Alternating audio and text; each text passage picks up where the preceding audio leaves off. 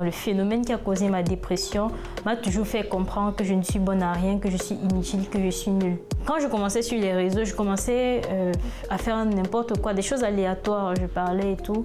Et puis j'ai décidé de montrer cette facette de moi aux gens pour voir si effectivement je suis une bonne à rien. Et j'ai plutôt eu un retour positif. Il y a des commentaires négatifs aussi, mais la majorité, vraiment, c'est de la positivité. Bonjour Ruth, je m'appelle Evina Erika et j'ai 20 ans. Je suis passionnée d'électronique et de robotique, et à mes heures perdues, je fais des prototypes et des maquettes d'appareils électroniques ou robotiques et je vais vous raconter mon histoire aujourd'hui.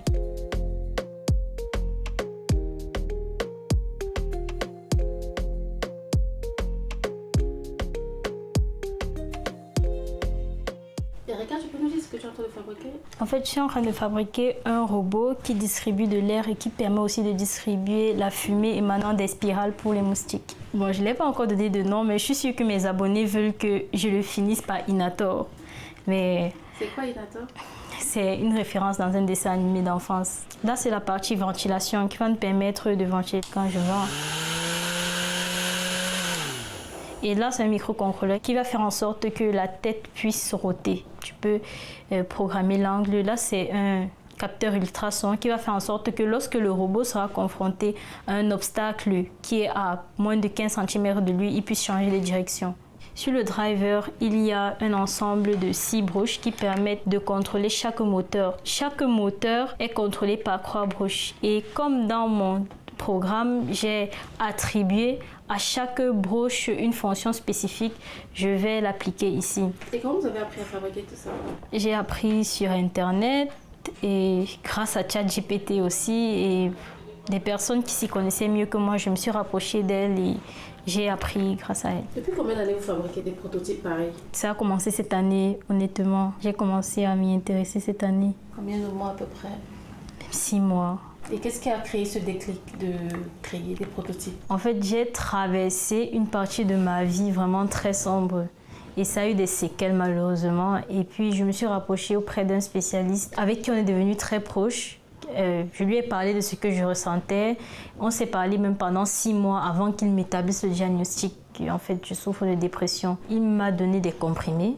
Et bon, j'ai pas montré à mes parents parce que vraiment, c'était une période où je ne pouvais en parler à personne, sauf à mon petit frère. Après le diagnostic du médecin, est-ce que vous avez ressenti qu'effectivement c'était de la dépression? Est-ce que vous ne mangez plus, vous n'allez plus à l'école, vous ne voulez plus voir des gens? C'était quoi le quotidien? Oui, c'était tout ça en fait. Je ne voulais plus aller à l'école. J'aimais rester chez moi, la fenêtre fermée, à ne rien faire. J'avais tout le temps des pensées suicidaires et tout. Tout ce qui arrive lors d'une dépression, vraiment, je me l'avais même plus souvent parce que je ne voulais que partir. Je ne savais pas pourquoi j'étais triste à ce point. Quand je pleurais, j'imaginais des objets aléatoires. Vraiment, je ne savais pas ce que ça signifiait. J'ai essayé de comprendre pourquoi, lorsque j'étais triste, j'imaginais des objets.